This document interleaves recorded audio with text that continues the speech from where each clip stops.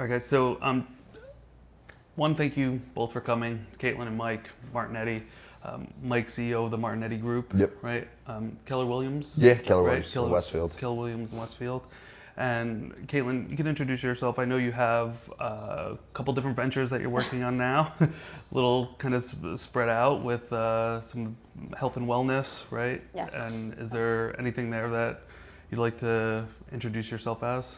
So I'm a nurse, and I've been venturing into the health aspect of it. I've done my time in cardiology and rehab, and now I'm doing the finer things of helping men and females with basically longevity, getting back to their optimal level of health. Cool. Feeling like we're 20 again. It's the goal. And Mike, I know you do, aside from the real estate stuff, you had some like builder stuff that you were doing as well. Yeah, so I'm flipping houses, I'm doing new builds, I have a bunch of rental properties. So I basically tried to get myself involved in every aspect of real estate as possible, just because I feel like why wouldn't I? Yep. And then it allows me to better suit my clients because I can talk about what wall can come out, what rent looks like on this, what you can possibly do to change layouts and whatnot. So it gives them an idea of what they can do versus me just saying, here's the living room, here's the dining room, here's your second floor. Like you're able to actually explain to them what's going on, and then if an electric panel's outdated, you could say, hey, this costs $2,000 to replace because you know what it costs, right? So you're basically able to understand everything about a home versus just showing it and trying to sell it. So it gives a lot more value to the client, and I think they appreciate that. And it's tough now too, right? Because inventory is it's brutal. kind of a mess, right? So you have clients that come in and they are looking at a house and you're trying to help them visualize it, right? Yeah. I think that's a big part of your job now. Yeah. As the real estate agents, saying, hey, this house can work and here's why, right? Or hey, yeah, you're paying X, Y, and Z for this house, but you can do this, this, and this, and it's possible. Yeah, and with a tough real estate environment, the trust level for clients with agents is going to be so low because it's just so hostile. So if you do one little thing to make them not trust you, they're on to the next, because everyone's trying to find a house and there's just nothing to find. Yeah, I mean, we, especially like in, I guess here in the Northeast, even Jersey, like my towns in Somerset County where I'm like, the houses are selling in hours. Oh yeah. Like I don't even think they need the open house at this point. No. It's 40, 50 people showing up in a 2-hour window. It's like a rock concert, and you're just like, I don't know how this is sustainable, right?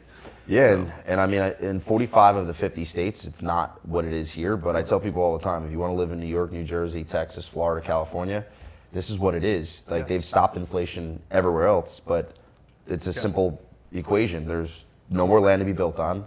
There's supply demand issues. You have two states trying to come to one.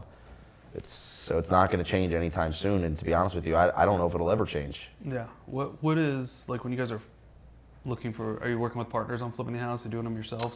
So I have given opportunities to people that are on my team to invest into them. Cool. Other than that, I'm just flipping them on my own. So essentially, I started with 1, then I got up to 2, then up to 3, now I'm up to 4. Once I get through this batch, hopefully I'll be able to do 5, and you just kind of keep letting the money roll. Yep. So you could just buy more properties, and then it gives you more listings, which then gives my team more opportunities to sell a house. You know what I mean? So it all comes full circle in the sense of it helps everybody, right? We're all winning. We're trying to give good, nice, move-in ready, new construction homes or rehabbed homes to end users, and then it gives the opportunity to myself and our clients to have an opportunity to buy a house that we may or not have a little more inside information because I own it, right, at the end of the day. So it's all, anything I can do to give everyone an opportunity is essentially what I'm doing, because that's what you have to do now. Yeah, mostly Union County or? Yeah, for me flipping, it's primarily in Union County just because I did a house in Hackensack and that was a disaster. It was a nightmare. It'd take me an hour to get up there and then I had to sit in traffic and it just wasn't worth it. So I try to just stay primarily in Union County because that's where my whole life is. But we sell in almost the whole state. We're kind of, if you draw a line from Mercer County and Ocean and just work your way up, we do it. Like we do Warren, Hunter, and Sussex, Morris, and then we'll do obviously the East Coast line, and then we even do what's in between. So, we're kind of spread out geographically all over. So at least we can take people on and not just say, hey, if you're not in Union County, don't call us. It's hard enough, So Caitlin, do you guys meet through real estate, or how did that So she says that she reached out to me because she wanted to get into real estate, but it actually was over Facebook. Yeah. So she added me, and then I was like, commenting on stuff, and then she slid in my DMs, and that was it. I just took a public conversation privately, There you go. That's I how was it a works. lady about it. Listen, it works. So- Whatever works, right? That's how that works. So she says she was aspiring to be in real estate. Yeah, so. I mean, you guys both have like this entrepreneurial spirit of like trying different things, and Yeah. like, I hear it so often, especially I do a lot, right? I have I do the mortgage stuff. I have the software company. I own a company that we make equipment for police and protection dogs to like awesome. Okay. to train them how to like bite and hold, and so I'm all over the place as Right. well, right? And I get the question, you guys probably get it a ton too, is like, how do you guys do it all, right? You got kids, you got this, you got that. Like, what does a typical day look like for you guys? Like, Our days look much different. My day is different every day because I don't know what my day looks like, right? So just answering my phone is almost a full-time job. Like my phone yesterday, I should have counted, but I never thought that it would have come up. But I would say I received, I'm not even joking, 125 phone calls yesterday. Didn't Jackie count when we were on vacation? Yeah, so when we were away, Jackie, who runs my entire back end of my organization, she said that she received 62 calls, right? So she typically doesn't have my phone, but she was getting my calls forwarded to her. So you just figure it out. So Yeah. I set like daily goals for myself. Okay, this is what I'm going to accomplish today, and until it's done, I don't go to bed, Yeah. right? And that's just what I have to do right now. And obviously, as I grow and I'm able to hire more people and expand, I will become less and less important to my organization. But right now, I'm important. But you're Yeah. still involved. Like, he's still involved family-wise. Like, in the morning, like, he always drives the kids to school. I get them ready. I let him sleep till, like, the latest minute. And, some friends are like, well, he sleeps and you do. Well, he's up. I should have took a picture last night. I looked at him at the Ring camera. It's like 1:30 in the morning. And he's still at the computer, going. Excited to get it Meanwhile, done. he showered 2 of my boys. He ate dinner with us. He showed up. He's now the coach to my 4-year-old's T-ball coach that's my team. nightmare. Yeah. So, he I showed up wait. to pictures. I did it. It's Yeah. a nightmare for Yeah. me. I can't handle the coaching. Yeah. So, Well, he does a lot. I gave up. awesome. I gave up teaching to now coach. So. Yeah, my wife's a teacher. She gets out of the house in the morning pretty early, so I have the kids in the morning for. Like I was telling Caitlin earlier, it's like Hunger Games, right? Oh, yeah. Oh, it's Just fun. who decides to throw the fit that morning, Yep. Yeah. and like who doesn't want to. I have 2 girls, so Okay. like who doesn't want to wear what dress, or Yeah. who like it's a constant battle. So. Like from a morning routine standpoint, like it's like you said, my phone's ringing by the time I open my eyes Yeah. till sometimes 1, 2 o'clock in the morning. Yeah. I'm still, it's like my quiet time Yep, when exactly. everybody else goes to sleep. And Sure. so I'll come home, I'll do like bath and bed with the kids, and then I just go sit back down. I go to the gym for a couple hours, and then I'll like come home and you'll be amped from going to the gym, and So just then sit you're down up. and work. Yeah. It makes a long day out of it, but Oh, I yeah. think trying to figure out how to like maximize that day is what people don't realize, right? No. You don't And it's not about realize not how sleeping. much It's about like, getting it all done. And you Yeah. don't realize how much you accomplish in one day. Yeah. And like before you know it, it's done. And just the other day I was telling my friend, I looked at my son, I'm like, his baby face is gone. Like, and it is, the quote goes, they grow before your eyes. And Yeah. as much as you don't really take that literally, it does happen. It happens, sure. And You know what the problem is that people try to, if you break it down per day, like, okay, this is what I'm going to accomplish today. It's a lot easier to win that day than saying, okay, this is what I'm going to get done this week. I'm going to do this. And then it's Thursday and you got one thing done and you're like, oh, forget it. I didn't get anything done. So I'll try it again next week. So for me, I just make like daily wins. Yep. And I try to win every day. Do I win every single day? No, there's some days where it's 1 o'clock or I'm just exhausted and I don't want to do it. 100%. But Like tomorrow's I another try, day. like yesterday I knew I was not going to bed until everything was done. Because I already know today I'm going to be completely backed up again. Yep. And then tomorrow I'm going to be completely backed up. But then Thursday and Friday, I'll have my daily wins and I'll be caught up completely from going away. So when you do it like that, I think it's a lot easier for people to be able to say, okay, I could do that. I could do it for one day. When you say I'm going to do all of this in 1 week and then you fall behind, it's so easy to just say, try again next week. Yeah, and I think what people need to realize as well is when we're working at such a high capacity, it's like I also don't put things very conscious about what I put on my list for that day. Of course. Right? It's like, if I knock out these 2 things, it's a win. Yeah. I don't need to have 10 things to knock out and be like hyper productive. No. No, like Or- if I knock out these 2 things, it's a Yeah. win, right? Because if it you do sets me 2 up for the times next 5, day. it's you accomplish 10 things, right? Yeah, So and that's what it is. You could keep the wins coming that way, and I think a lot of people they're like, oh, I have my to-do list, and I look at it, it's like 3 pages long. Yeah. I'm like, well, where do you Yeah. you can't even prioritize that, No. right? You were having that conversation too at KW when you were speaking of how some people are like, they have a whole schedule, an itinerary, It's basically just- of what they're it's doing. not possible in our job. And he was saying how he doesn't, but he still accomplishes what he has to accomplish that day. So, everyone's different. Yeah, you can't say from 8 to 9 you're going to do this, 9 to 10 you're going to do this, 11 to 1 you're going to do this, and then from Doesn't 1 to work. 5 you're going to do. So what happens when your phone rings all throughout? You don't answer? Because that could be 5 listing appointments that you just didn't answer because you're doing whatever you're doing from 9. It doesn't work. So you have to just figure out like how to. See, I know how to hold myself accountable, so I guess I'm lucky in that sense. Like I know that I will get what needs to get done. Not necessarily the order it's going to get done, but it'll get done. You take ownership in it, Yeah. right? And I think that's really what it comes down to, is just taking ownership in what you need to get done. Yeah. In whatever capacity that is. Like, I have to be here at this time. I know what I have to get done to be there and make sure I'm prepared for it.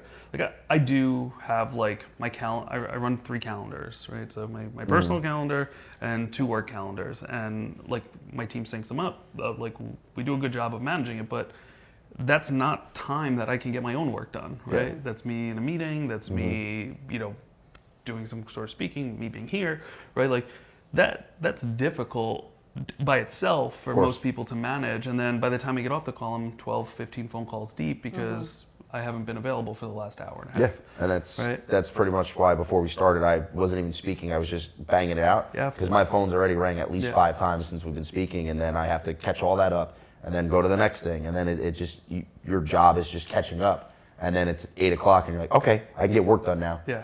And it's 8 o'clock, right? Yeah. And then you have 4 or 5 hours worth of stuff to try to get done in 2 or 3 hours, and you either get it done or you don't.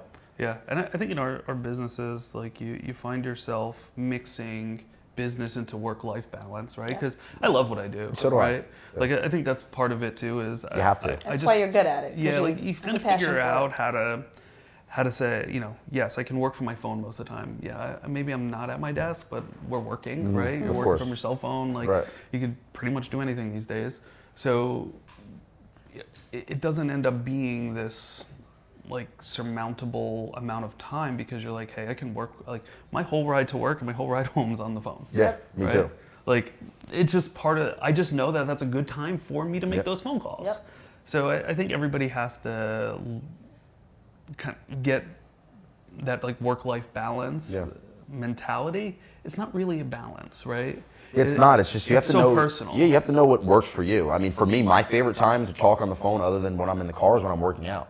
Yeah. I'll say, hey, you might hear like if I'm breathing heavy, I'm just working out, but you have all my attention. Yeah. I have nothing else to do besides pick a weight up, put it down, and listen to what you're saying. So Yeah. I'll bang out a ton of calls during while I lift, and then I ended up putting a gym in my office because I calculated it saved me 30 to 45 minutes of my day per day. So yes, it cost a lot of money to put the gym in, Yeah. but now if I have 30 minutes between anything, I can walk 10 steps, go through a door, work out for 30 minutes to where I couldn't go to the gym because that's a 15-minute drive. Then I have to lift, and then the other 15 minutes is up already, and Yeah. now I can't work out. I mean, I prioritize health a lot, Yeah. especially lately. I didn't for a long time. I was like sleeping like crap. I was like not just putting in the time that needed to be done just to be healthy, Right. right? For your kids, like just in general, prioritizing that time is important, right? Yeah. So Yeah. like I don't like to work out at home. I have a small gym at home. I just can't get into I it. couldn't do it either. No. Like No way. I struggle Same. with it. Yeah. So, I like going to the gym. It's my time to kind of get away, but It's like your church. yeah, it's like, Yeah. and from a mental health perspective, Yep, it's stress huge. relief. It's the only time in my day where it's like I can sort of shut off for a couple hours, but I also go at 9 to 11 o'clock at night, Yeah. right? Like, yeah, I make the time, right? You find it. You fit it in. And you fit it in somewhere. And I ride a bike too. Like Sunday, I went out for a 2.5 hour bike ride. Did about 40 miles, and like that's. I don't get to do it all the time, but I try to schedule it in, Yeah. right? And I think that comes down to like, one, my team's great. If I need coverage, they're there. Like I said, they'll answer phones, they'll Of do course. whatever, they'll manage the calendar. I'm big on that, right? I pull people in, like I want to be replaceable in every way. Yeah. And people that come in and they're running businesses or they're working and they try to put their hands around it and say, oh no, this is mine. I'm the only one that can do this. It's not going to work. You're never going to scale it. No. Right? You've scaled yours, and I know you have a couple new ventures, but you're going to have to scale those at some point. And that was one of the things that was hardest for me was to kind of give up control because in my mind I knew that I could do it at the highest level, but then one day I just kind of woke up and I was like, yeah, I can't get, like I'm gonna hit a threshold, right? And then I kind of did hit the threshold because 2 years in a row my sales didn't grow, and then we started declining. And yeah, the market was not as good as it was in 21 and 22, but you could also use that as an excuse to where the way that I look at myself, if I want to be an elite agent and top in the state, then I shouldn't be dropping 10, 15%. I should be dropping 5 or 7 or 8%. Right. So then I hired a coach, and now I'm in coaching, and I'm basically doing all the things that I've done wrong. I'm moving backwards in my business to hopefully propel forward in 2025, right? And this year I'll have a growth from what I did last year to this year, but I'll still be behind what I did in my best year, right? Which is hard to do, but I think it's good for people to hear that everybody is going to have that aha moment, and how you react to it is going to be your future. So yes, I had a sacrifice this year. I'm not going to have as good of a year as I'd want, but hopefully next year and every year after that, not only me, but everybody that's with me and works with me is going to benefit. So, I tell people all the time, the best quality you can have is know your strength, but if you know what you're really not good at or you don't like doing, and you find somebody that's really good at that, that's going to propel you so far in life. Yeah. And it's the simple little things like that people just don't, I feel like, really focus on. And that's why there's people that are at the top, and there's people that just look and say, oh man, I wish I could do it, but they don't try it. It's really not hard if you can figure it out and know yourself the best, and then find the voids and figure it out. Yeah.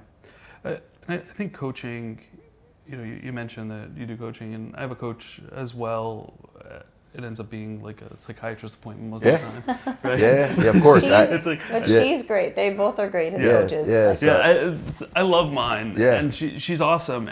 But like at the same time, like I very rarely talk to her about business, right? Yeah. Like it ends up being like, we're talking about like interactions in business versus strengths, weaknesses, and stuff. And I know you do some stuff with like coaching for fitness, right? And it's kind of the same, in a similar vein, right? Because I don't typically like to work with personal trainers, but like I've always wanted a personal trainer that would say, hey, here's what you're doing wrong, right? And let's fill that gap, instead of coming in and kicking my ass for an hour and a half and like I don't need that, right? I'll kick my own ass. We're fine. Yeah, I got that. Just like correct me, right? Is my form good? Is I always bad? get on him about that. I'm like, elbows in, lock.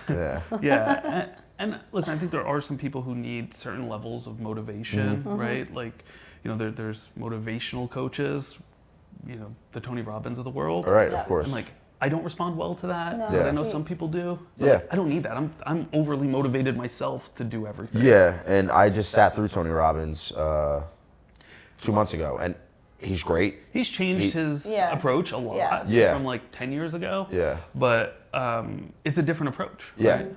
And I think it's good to hear, but at the end of the day, like you said, I'm highly motivated. I don't need anybody to cheer me on or tell me, like, in that regard, I'm good. It's almost like both my coaches it's a good balance for me, because one is very, like, we go over the systems and the numbers, and that's all stuff I love. the guy, And then, right? no, that's Shelby. Like, Shelby really dissects all the systems in place that we have, and understanding all my numbers down to a monthly basis.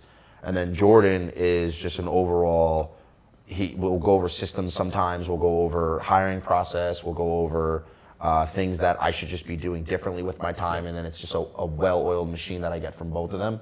So, and it's two different perspectives, right? A man's and a woman's, and it just kind of is like that missing piece that I've had that I'm able to now give back to my team, because once I'm done being coached, I have my team meeting right after that, 15 minutes later. So I write my notes down, I get my thoughts together, I look if there's anybody that's called me more than once, I return that call. If not, then I get back to them, because Wednesdays are tough for me. I'm basically away from 4 o'clock until 7 o'clock where I can't do anything because I'm just in meeting and meeting and meeting. But it's people, like, I was guilty of this for sure. I was like, I don't need a coach. Like, look what I've accomplished in 5 years on my own. What's a coach going to do for me? And then I was sitting in an audience and all these people were on stage talking about what they've done and their numbers. And I'm like, my numbers are better than the majority of them, but every single one of them said they had a coach. So I was like, ding. So I walked out and I literally went to the booth. I said, how do I hire a coach? And then I hired the first person that spoke to me. I said, I'm being impulsive. You talk to 2 other people. And then I ended up not going with that woman who was great. And I still say to this day, I almost wish, like, if I ever get a second coach, I would see if she'd ever take me. She probably wouldn't, because she was really good and I loved the interaction I had with her, but I just know I'm impulsive and I didn't want to be impulsive, There's this company, Rewire, that they do a lot of like coaching in the real estate business on both sides, whether it's mortgage and finance, and their approach is very around like accepting change in a way, right? Which is hard for some people. Which is super hard for some people. So I've always been really good at it. But I never, like you said, I never thought I needed a coach. I never, But I sat through Steve, who's one of the owners of Rewire. He came and spoke at one of the events we had, and I was just like, he's like, just give it a shot. Like, there's nothing to lose, right? Yeah, I'm like, well, I guess Yeah, not. and I was telling people, I said, hiring a coach is really like one of the best things you could do. Think about like the most elite athletes. Like, how many coaches they probably have, Yeah. or anyone that's elite in the world. They have multiple coaches. So now, like, my whole thing is, who's the next coach I'm going to hire? Like, that's literally where my mentality is, and it's all changed in 6 to 7 months. And if you really think about it, humans hate change. Yeah. Oh, they hate them. Humans hate. Like, when my iPhone updates, I'm like, oh my god, where'd that go? I know a software company. Yeah. So You know how yeah. many, like, they show up at my door at pitchforks some Yeah. days. Yeah. Like, Yeah, so- it's like, guys, it's this tiny little, it's a button. Yeah. Like, let's relax. Yeah. Right? So and I find myself doing it, and then I'm like, you're overreacting. Just give it a minute. You'll figure it out, and then it'll be normal again It'll be until the normal next one. again. So, but we hate change. We do. hate change. We don't like it at all. There's a part of your brain, like, I don't know if it's the technical word for it or the medical word for it, but they call it like the lizard part of your brain that essentially doesn't like change at all. No, not at all. Right, and the older you get, the more ingrained it is, and it's harder to change. It's like uncomfortable to change, whether the change is minimal or not. I've always taken the approach with my team. So at Absolute, we have almost 500 employees. So I run all of ops at the corporate level. So my direct reports is like 38-ish at this point. We've scaled back some. Just because of the market, but like I drive them nuts with change just because like I'm just like, you have to keep adapting to the times. yeah, like we'll be on a call and somebody will be like, oh, we probably need to do this or that. And I'm like, okay, here, done. Yeah. Right now, figure out how to disseminate it down to the teams. Like I want everybody to be comfortable in that because we're in a market that's changing constantly. Yeah, that's the business we're in. So if you can't adapt to it, then someone's going to adapt and then they'll be right by it. Yeah. You have to constantly evolve, right? Yeah. Whether it's and the coaches come into play there, right? Because I think not so much telling you what to do, but letting you realize what to do, right? Just poking you enough to say, okay, I think I can figure, because you're the talent, right? Is the way that I look at it. They're just trying to get the most out of you. Yeah. And how well they know you is how well they're going to be able to coach you, and then how well you're going to be able to respond to the coaching. If you're even coachable. I mean, some people aren't. And some people are not coachable. Yeah. But, and that's knowing yourself again. Yeah. Real estate just got hit with the biggest change with the whole buyer's agent, So we'll see what changes with that ultimately. I mean, what comes down to that is if the top agents do what I'm planning on doing, which is not changing anything, then other people will follow, right? Yeah. I remember when I was a new agent, I looked at whoever I thought was the best agents. I would look at what their MLS fee was. I would look at the commissions they were paying out, and I just copied it, right? Just naturally. That's just what I did. And I'm a very strong-minded person. Like, I'm not really a follower at all. It comes down to when I was 5 or 6 years old and we would do pickup football games at school, I organized it. Yeah. And then I just always organized anything that my whole life. But until I figured out what I was doing, I was just, they're good. It looks like they're successful. I'm just going to copy them. it. So if we all cave to it and start making the change, then that's going to be something that's going to change. It's going to be interesting to see what the mortgage industry changes with that. Yeah, Because buyers barely have enough money to buy a house now. Yeah, so I think we have this internal argument quite often. And my partner, Matt, has done a ton of talks on this, and there's a bunch of podcasts out there. And we have a little bit of opposing views on it, right? Yeah. I think that it really depends on what the market's dictating, right? Like right now, if you're a buyer, you need a good buyer's agent, Yeah. right? You need somebody in your corner to help you navigate it. Yeah. We're like, Especially this market. yeah, where houses are selling a lot easier, Yeah. right? Yeah. And then there's certain markets that it flips over. Yeah. And you say, okay, now who's got more value, right? Buyer, seller's agent. Yeah, it's going to be interesting to see how it plays out because I see both sides as well, right? I see being represented by a buyer is great, but if you have $15,000, $20,000, $30,000 in the bank, You're screwed. So I think the mortgage, on the mortgage side of it, will come into some sort of financing situation. yeah, right? it's going to have to, otherwise, will. this is just not going to work. You can do it today with the seller's concession. Yeah, is the correct. reality, right? Right. So I think those will just have less of a stigma around them of being like, for the people who can't afford it. Right. It'll just be like, on your listing, we'll pay 2% towards a, buyer's closing cost if they agree to it, right? Because Right. that's the whole point, is that sellers were not agreeing to this; they were being forced to do it. Right. It was like an antitrust, essentially. Yeah, and then on the flip side, like for me personally, if I'm selling my house, I have no problem paying a buyer's agent because if the buyer is going to pay the buyer's agent, that's 2 or 2.5 or 3% that Yep. would have gone into the seller's pocket potentially more. That's now going to go into a buyer's agent pocket. So now you're going to allow yourself to yield that much less. Yes. And if you're paying out a commission, you're then going to have a lot more buyers that are willing to buy your home because they don't have to pay their agent a commission, right? Because you're not going to be able to double dip. And that was the original thing is I was like, so if you get paid from a seller, are you also going to be able to charge a buyer? And they obviously nip that in the bud Yeah. because then buyer's agents could make 3, 4, 5%. Yeah. So, I mean, for me right now, the way that my plan is to essentially continue explaining to my sellers that it's advantageous for them to offer, a commission because you're going to incentivize people to want to sell your home.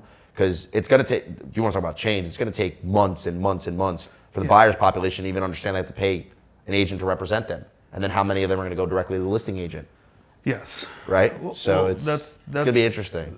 That's part of the issue, right? Is technology is advancing enough Yeah. that people tend to find their own homes, right? Especially with the way that 100%. it is now, right? So they're saying, hey, Mike, I want to see these 4 houses, Yeah. right? And you go and you show them the house, and you're opening the doors and doing that piece of it for them and help. But then the hard part comes in like coaching them on, hey, this is probably where your offer should be if Yeah. you want to be competitive, right? Or if it's This is even how we worth should it, yeah. propose it. Yes, you should get a, not only a pre-approval, but get like a fully underwritten approval from your Right. bank, right? Like, let's try to make you stronger because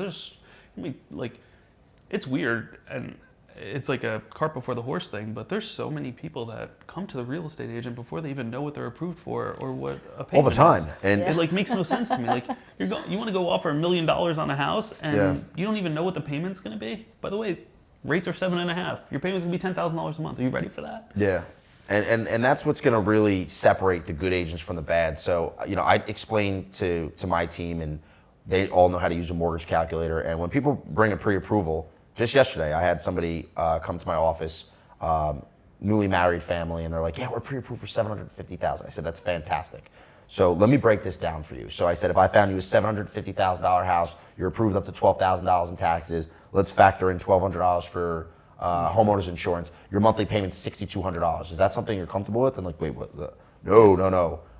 So because I had that initial conversation, I saved 2 or 3 hours of my time, 2 and 3 hours of their time, them paying tolls coming from Brooklyn, them wasting their own gas and their own time, just to figure out that, hey, I'm really actually approved for $750, but I'm comfortably spending between $3,500 to $4,000. And then I said, whoa, are you willing? You just told me everything you wanted. Are you willing to sacrifice that to basically be in a 3-bedroom, 1.5 bath? And then they weren't. So then we ultimately realized that they can be comfortable at $4,500 to $5,000 a month, and that they're only dating this rate, right? They're not marrying the rate, they're marrying the home. The home's not going anywhere. That's gonna be yours. And then what I explained to them, and I explained to everybody, is rates are high. There's always a positive and a negative. The positive is you're locking in this home at this high rate where the inflation is not completely there. When rates go down, you're gonna skyrocket the home prices. So then all you're doing is refinancing. So you locked in your price years ago, you're now benefiting from it. And those people that waited for these rates to go lower,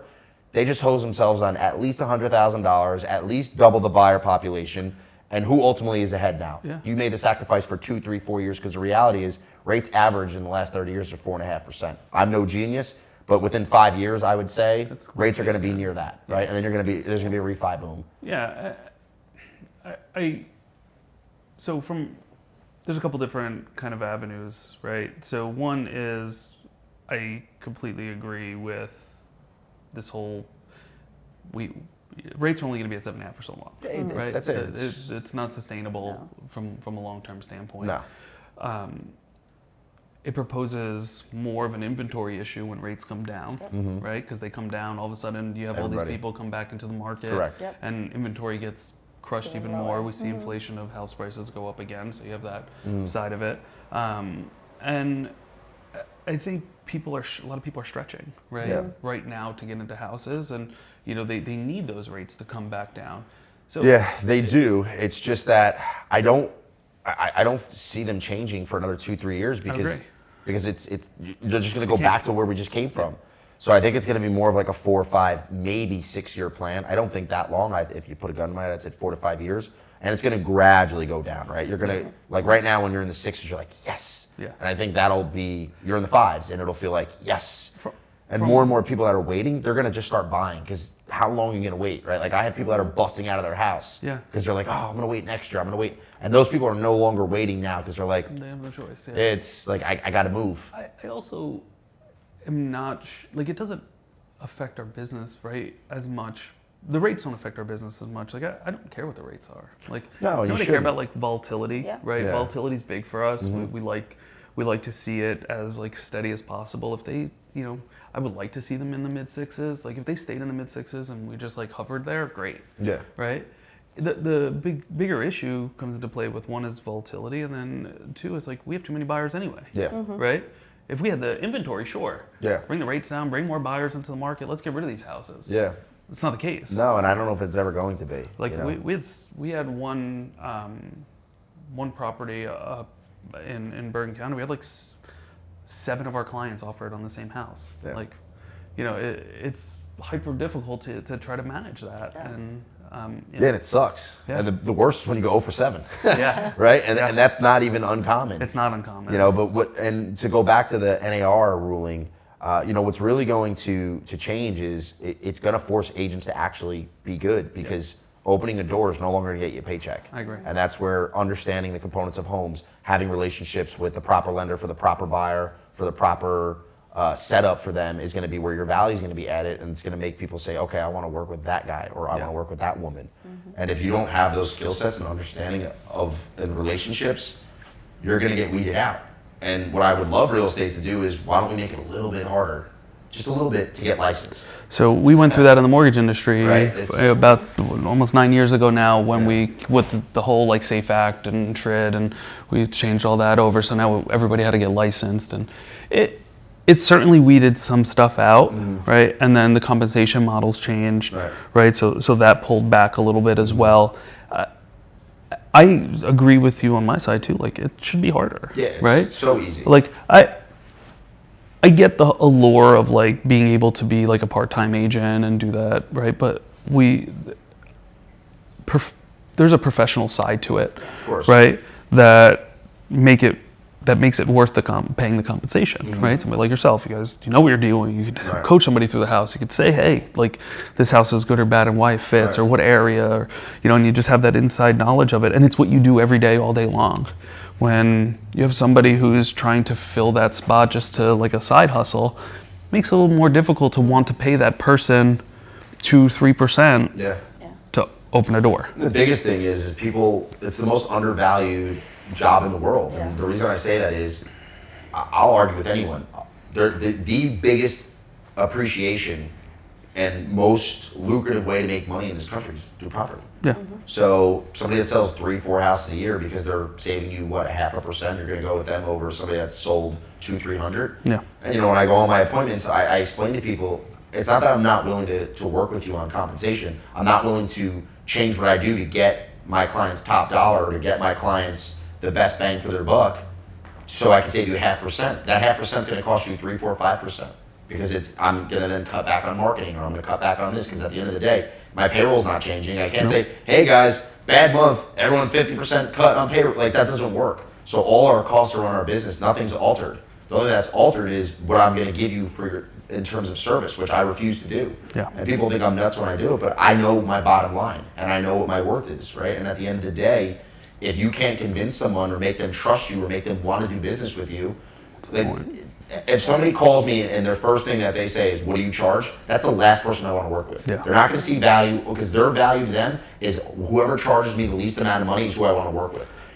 That's stupid. I mean, I think makes no sense. you're an idiot. Like, for me, I will overpay for things that I find valuable. If you don't find your property being valuable, or your buying experience valuable, then trade. Perfect timing. Then, then I don't know what to tell you. Yeah. Right? I agree. I mean, we deal with that on the mortgage side a lot. Of course. It's like, well, this it- person's going to be an eighth better. Yeah. Well, an eighth is $17 a month. Are they going to answer your calls on Saturdays and Sundays? Are they going to walk you through the step process? And look, and Yeah, we unfortunately, pay for it. Yeah. people don't value lenders either, right? Yeah, I'm in a fortunate spot where, like, I'm more on the operations side, but I have my license. I've been selling for almost 20 years now. I started when I was like 17. Yeah. So, like, I still take on clients. I still have a few like real estate agents that'll refer me business just because they know that I'm going to get it done, Yeah, of right? course. And I can have like intelligent conversations with buyers. But like when I get a buyer that is like going to give me a hard time about an eighth in rate, like, I'll either pass them off to one of my guys so they have something to eat. Sure. Like, I'd rather them make something than nothing. of Hey, course. here's a like, I pass deals off all the time, but I don't, not to kind of like have an ego about it, but like, it's not.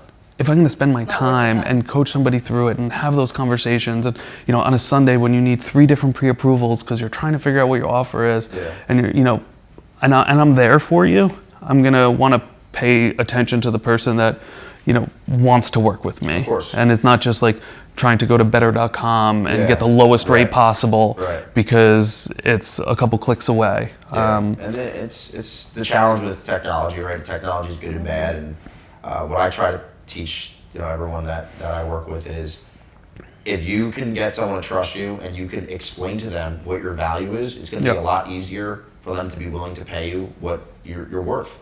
And that's the hardest part in our industry is, you go to school for 4 weeks, you pass 2 easy tests, and here's your license. Good luck. Yeah. Like, I had to go through to be a gym teacher. Not that being a gym teacher is easy, or a physical educator, I should say, because teachers out there are going to yell at me. And health educator, I had to get 168 college credits and go through 4.5 years of school to facilitate, a phys ed class and a health class, which, again, it's not the hardest thing in the world. It's not the easiest thing in the world. No. But I had to go through that to do that, right?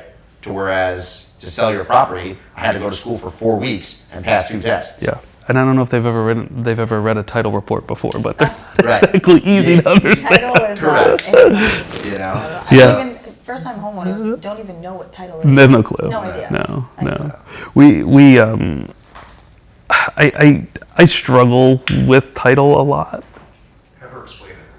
Yeah, I'm going to, because I think people don't really understand what title does. Right? It's a fee. It's just like kind of this like standard thing that everybody gets, and I would they've tried to like massage it a bit now with what do they call it, the attorney opinion letters. Like, I don't know if you guys have seen some of that come out where they're allowing for Fannie and Freddie decided that they will take on these attorney opinion letters in lieu of title to try to save some costs, but it really didn't go anywhere. Yeah. It was more like the refinance. Yeah, it was kind of more on the refinance side of it. On the purchase side of it, I think you do need it, right? Because people have skeletons, right? Yeah, like, 1000%. who's especially when you're dealing with something out of an estate or something in probate, Or like there's a lot of family members involved, exactly. someone's passing. So it has its place, right? It's just such a difficult thing to explain because people are like, "What do you mean there could be a lien?" Or it's an interesting concept for buyers and. Title's just not sexy, right? not, So, yeah. so nobody talks about it. It's just not really spoken about. Typically what happens is, explained. like, it's not explained. Typically, whoever the attorney is on the file, they order title. Yep. That's it. Like, very rarely will somebody shop title. Yeah. One out of every 30, 40 deals at most are they going to shop title. Yeah. No.